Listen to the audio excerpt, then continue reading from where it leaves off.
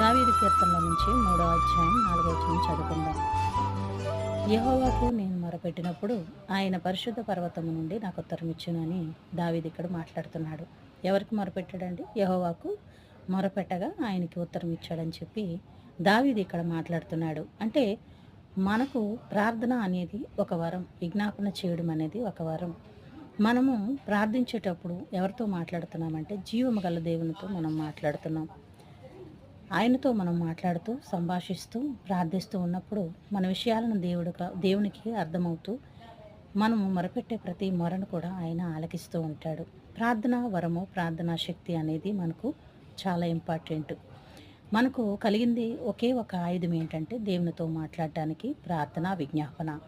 మనం మొరపెట్టడం ఇదంతయు కూడా దాని ద్వారా ఏం జరుగుతుందంటే మనకు దేవుని ద్వారాగా సంబంధం కలిగి మన ప్రార్థన